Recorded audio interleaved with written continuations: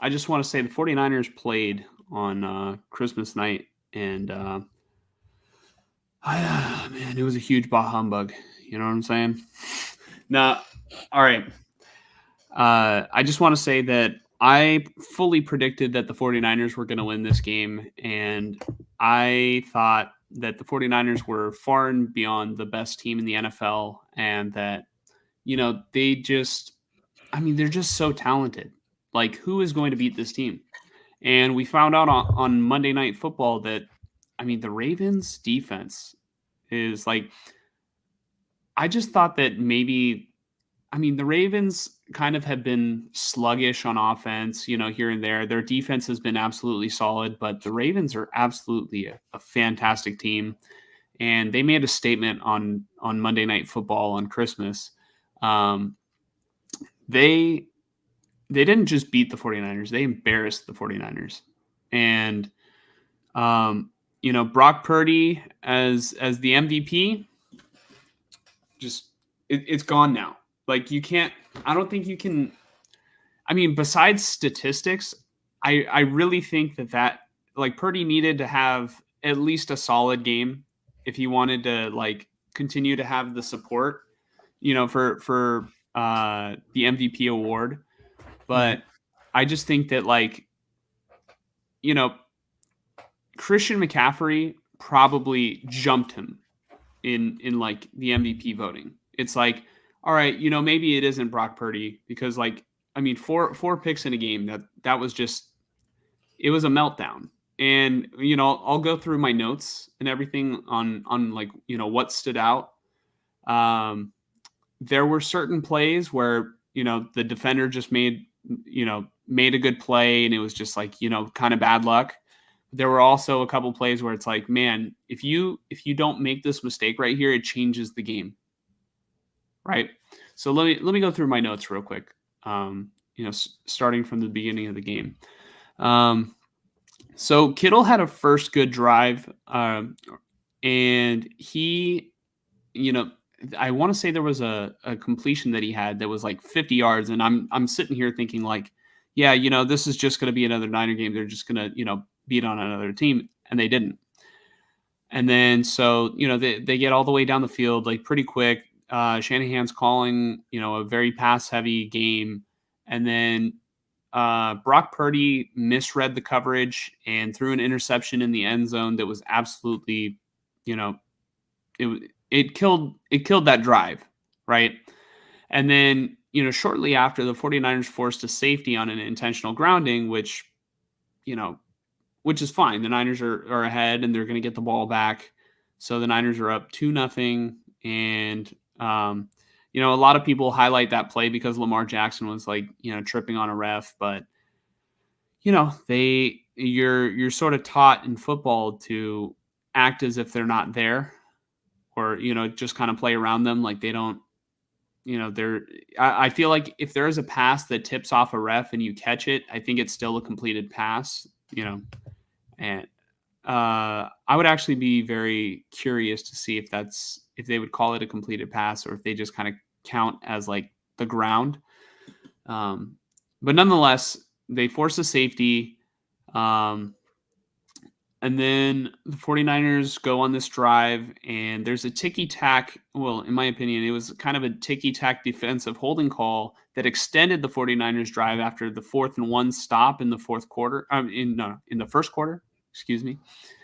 The 49ers didn't get it on 4th and 1, and they called a hold on this play that the Niners, I want to say they were running to the left. It was kind of maybe a sort of a screen, and the Niners, I feel like, benefited from that call, and it extended their drive. And I want to say they went on to kick a field goal to finish off that drive, which put them at 5-0. And it's like, all right, slowly but surely, the Niners are putting on points. It's fine. And then the Ravens get the ball, and I want to say this was the next Ravens drive, but I didn't make a note of it. But Tayshaun Gibson had 2 costly penalties that led to the Ravens' first field goal, which, obviously put the game within 2 points. 49ers get the ball back. Purdy was intercepted on a deflected outside screen pass, and I want to say it was. I want to say it was the one where the defensive lineman just jumped up, tipped it up to Kyle Hamilton, and that obviously was killer. And you're thinking, well, Brock's gonna probably bounce back from this, like he's gonna be fine. But the 49ers did not have any answers on defense for the Ravens offense. And the Ravens just drive down the field. The 49ers all night didn't have any answers. And I put a bullet point here. The Ravens defense is a problem. If the 49ers do end up facing the Ravens again this season, it will have to be in the Super Bowl. And those linebackers and that secondary is going to be a problem. So the 49ers luckily won't be going into a potential Super Bowl rematch with this team without having seen them first and having to, be able to make the adjustments, because nothing that they had was working really against the Ravens offense or the defense. It was just an ugly game. Purdy had a third interception in the first half alone, and he tried to force it to George Kittle, and it was deflected for an interception. So you could probably make the argument that it probably should have been caught by Kittle. And funny enough, Kyle Hamilton, I want to say, drew a penalty on Aaron Banks because he got knocked to the ground, and then Aaron Banks just kind of like laid on top of him, and I think they probably called that holding on Aaron Banks. And then Kyle Hamilton gets up and catches the deflected interception. Like, it's kind of one of those points where if you don't give up on a play, like, good things happen. And yeah, it was kind of lucky, but I feel like there would be a handful of defenders who would just, stay down or check themselves out of the play. And then the next thing I wrote was the Ravens are clearly a top 2 team in the NFL. If not on Monday night, they probably show that they're the number 1 team in the NFL right now. And honestly, I want to say, I didn't write this down, but the Ravens and the entire AFC North, that is a tough division. Like, the 49ers are 1-3 facing that division this year. Every single one of those teams have a winning record, and they're in the playoff hunt. That's insane.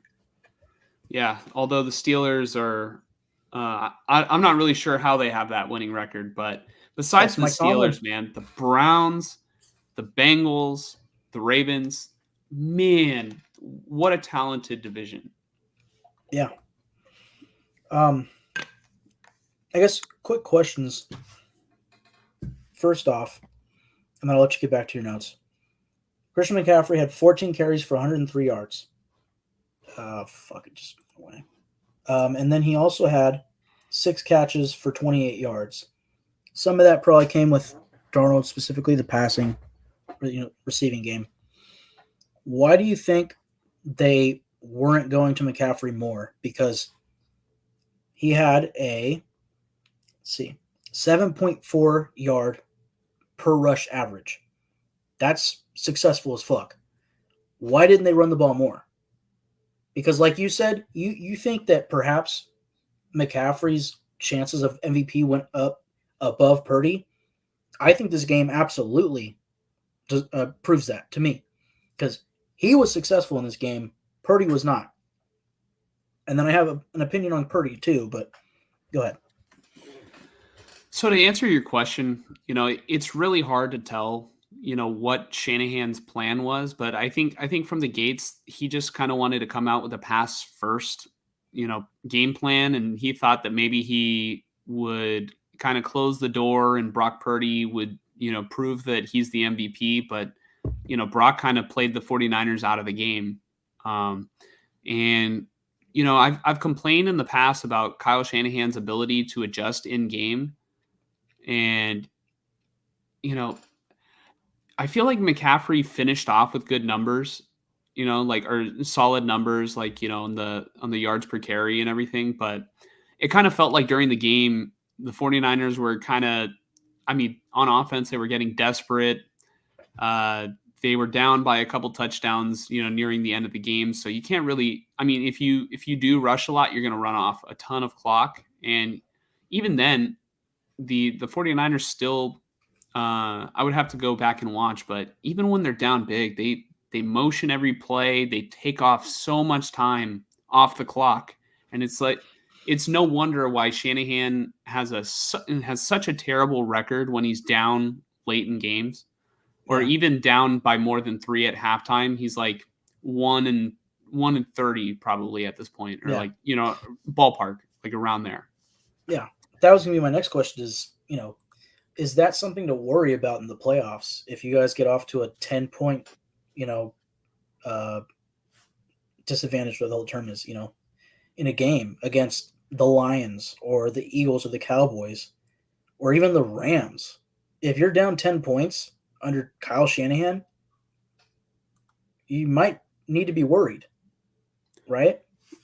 No, if you're down 10 points in the playoffs, I'm sorry, but I don't know if the 49ers have answers for that. They're a team that they play their best when they're ahead. Yeah. They just keep driving. They just, yeah. I mean, I don't want to call them like time wasters, but man, you would have to find me another team that is better than this 49ers team in history, that when they're ahead, you can, like,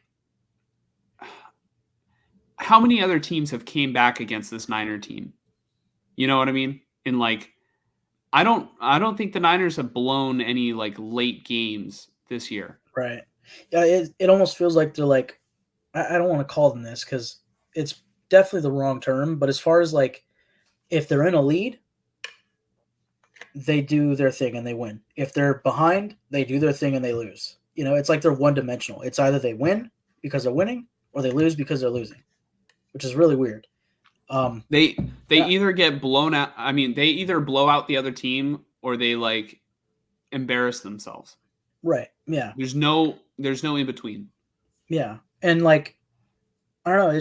It was weird to me because it felt like in the first quarter, like they were running the ball well with McCaffrey. He'd get like 7-yard gains and stuff. But they just kept insisting on throwing the ball. And I understand the first drive was really good with the pass to Kittle and whatnot, but there came a point where it was pretty clear, like, the Ravens were really doing a great job against the pass. This goes into my Purdy opinion, which is I went into the game, I was with my stepdad, massive Niner fan, and I was like, man, the thing I've noticed about Purdy this year that is really impressive to me for a young quarterback who really became the starter this season, like the true starter, the thing that's really cool about him is no matter what, you'll never see him get rattled. I've never seen him get rattled. He could be up 40, he could be down 10, or just throw a pick, and you see his face, and it's like the same, And I think Jalen Hurts is pretty well known for that, but like Purdy really wears that, And this was the first game where I was like, no, I think he's rattled, And granted, I don't I only fault him for 2 of the picks. I know he got 4. The 2 picks that were deflected at the line of scrimmage, that's like, how often is that going to get picked off? Mm-hmm. I mean, hopefully he learns from it and he goes, all right, if I see a defender in my line of sight towards the receiver that I'm going to throw to, I'm throwing a rainbow, but that takes more time, and then a defender can get in and tackle that guy or even deflect it, right? It's tough. Maybe he has to sidearm it like Stafford and get it away from the guy. I don't know, but I just have a hard time blaming him for those. There are certain ways where it's obvious, like, yeah, you should have threw it higher. I didn't really get to watch it over, but 4 picks is 4 picks. It was not a good game from him. And then he gets out with the stinger, which I'm sure he'll be fine, but it's like he was clearly rattled at a certain point in this game. It was like he's not playing like himself. He Yeah. forced a pass, I think, to Kittle, and that was like his Mhm. fourth pick, where it was No, just like the defender was that was his second interception. okay. Well, the one where he threw it a little behind his receiver, I think it was Kittle, and the defender came in and got his arm in there and deflected it, and then another guy picked it. Yeah, That that was by was far that was the worst interception. Like that was the no, one where it was like, no, it wasn't. It was the well, the first first one, interception.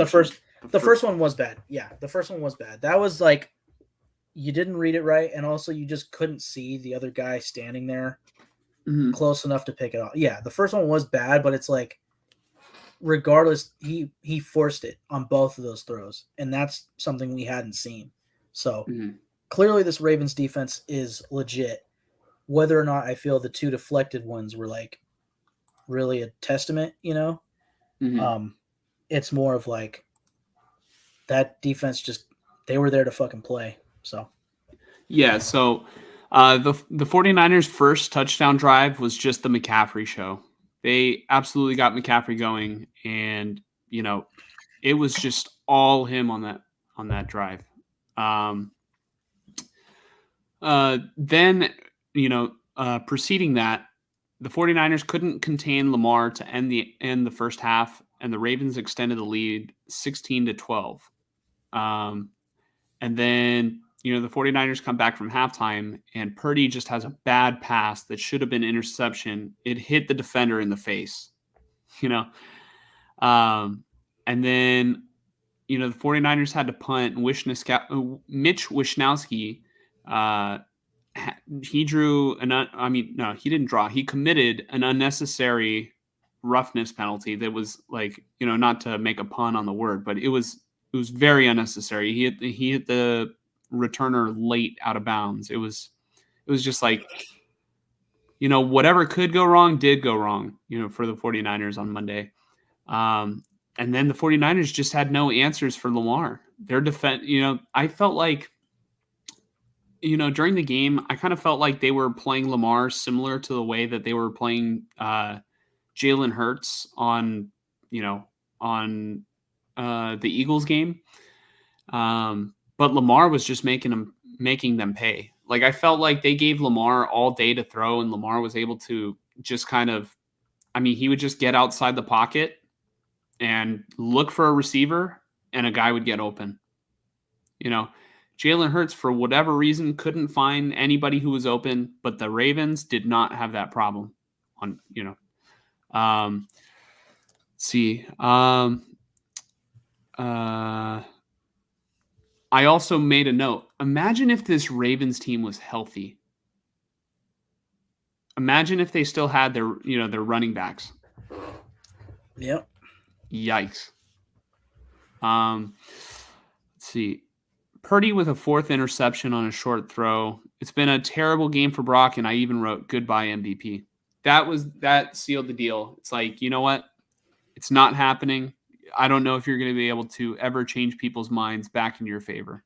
It was a huge detrimental, like it was a huge detriment to Brock's MVP argument. And then yeah, so, after the interception, the defense was unfocused, and the game was getting ugly after Zay Flowers scored a touchdown.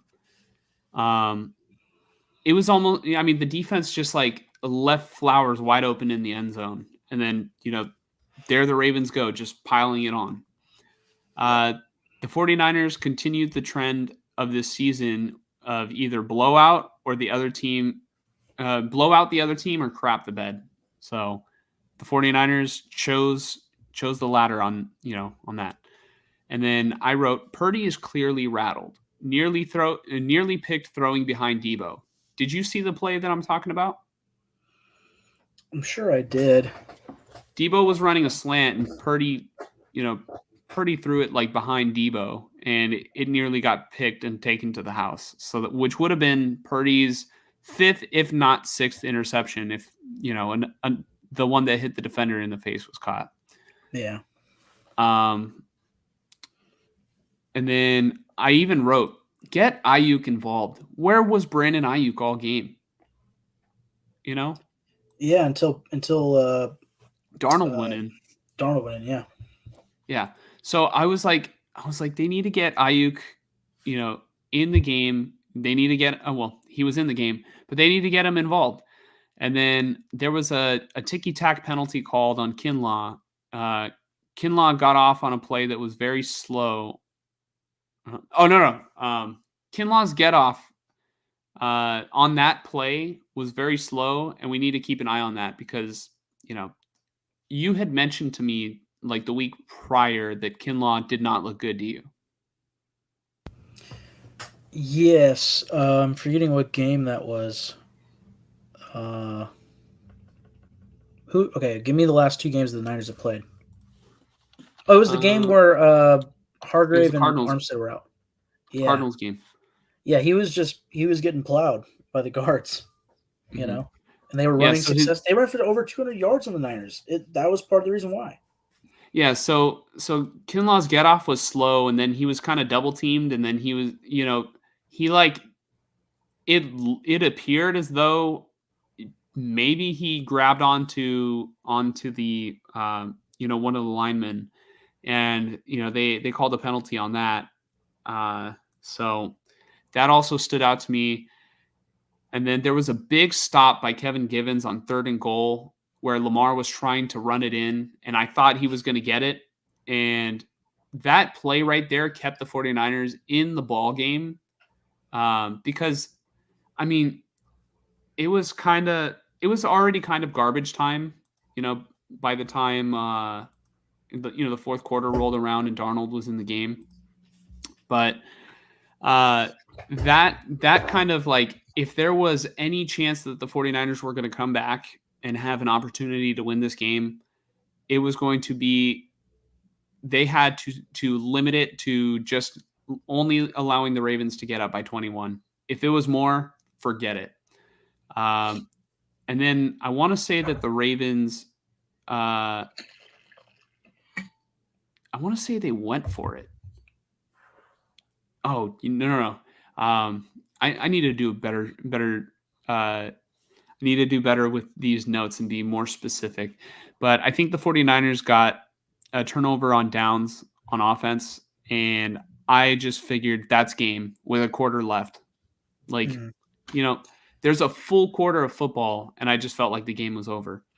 Wasn't it on And like a then, 4th and long, and they went for it, and it was like whoever was the quarterback, whether it was Purdy or Darnold, it was like they threw it in the grass. I was just like, oh, this yeah, is not good.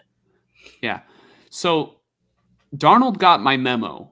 I wrote, get Ayuk involved, and Sam Darnold, he threw to Ayuk, and they got a touchdown out of the drive. In fact, he got the memo so much that he threw to Brandon Ayuk too much. There was a Yeah, play where he took a shot for the end zone, and Ayuk was so gassed that he didn't even finish running his route. And you just see, like, after the play, they showed Brandon Ayuk, and he's like got his hands on his hips. He's tired. Man, Ayuk was featured on that drive, and he was great.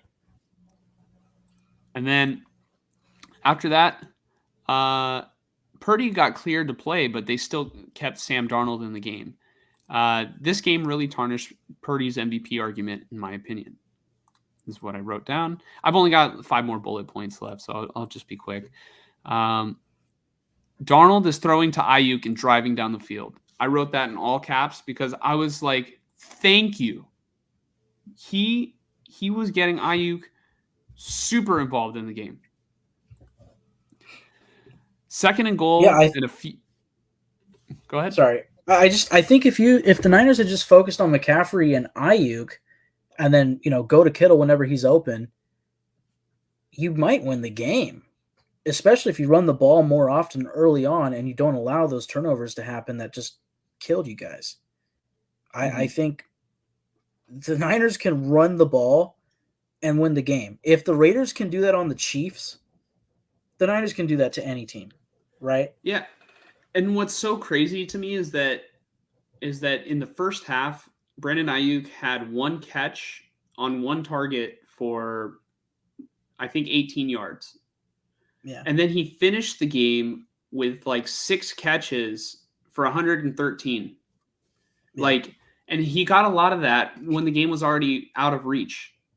why are you not featuring Brandon Ayuk? And then, of course, me having him on my fantasy team, I was like stressing out.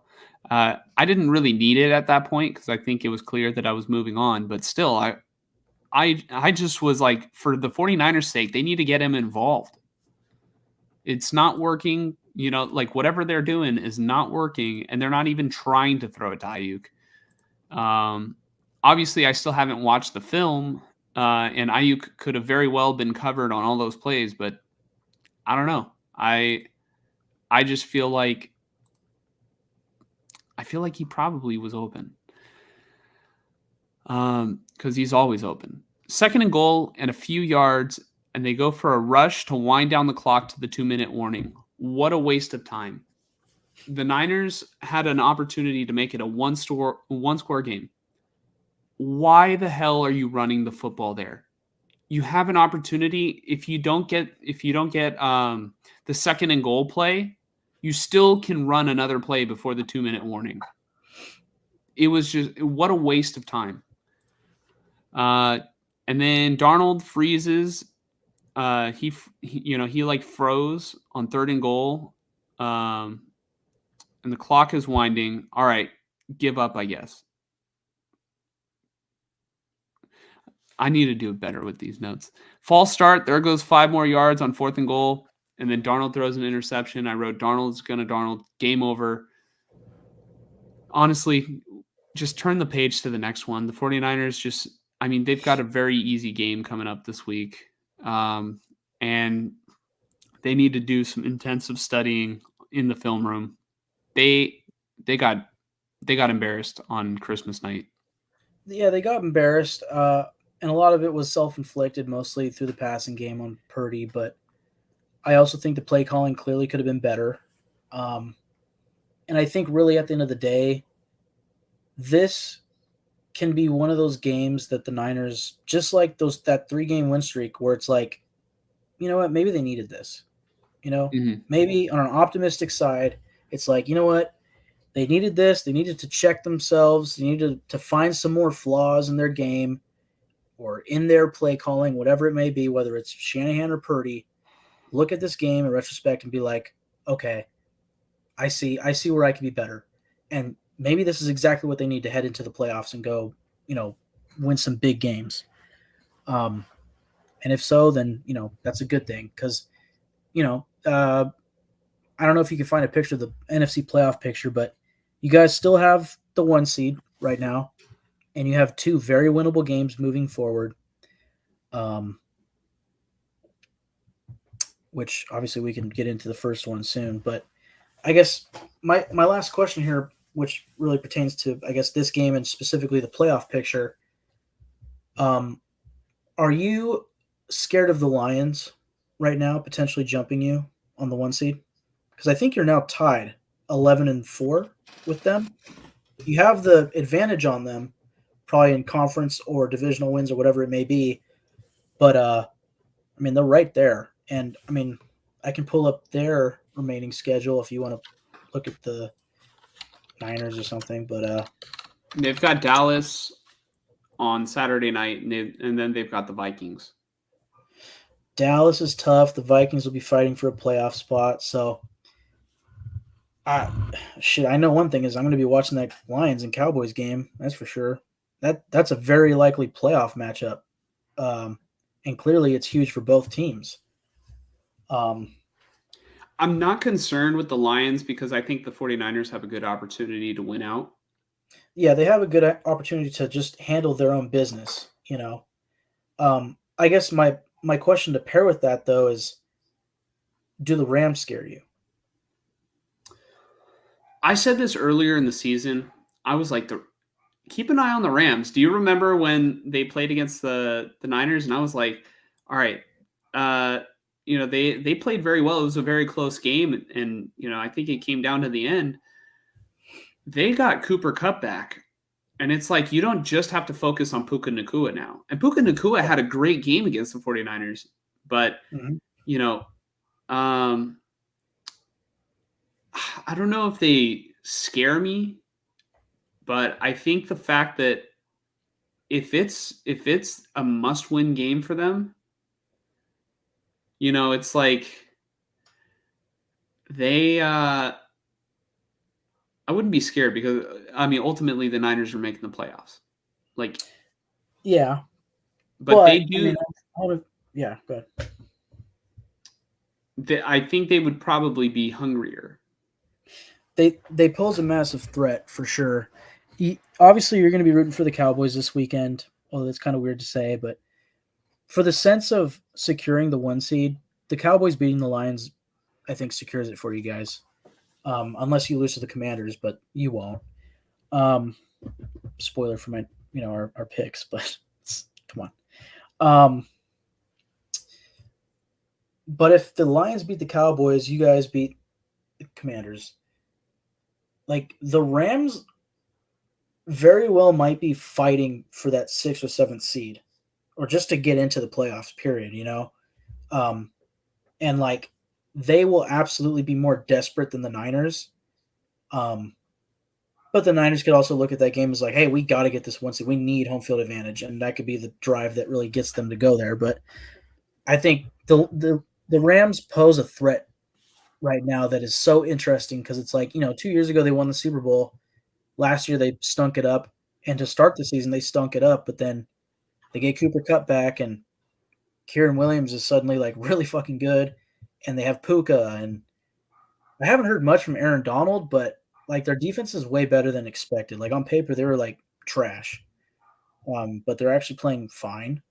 So, and Sean McVay is Sean McVay. Like he's a great example, like a Mike Tomlin, of just a coach that is a massive difference for their team.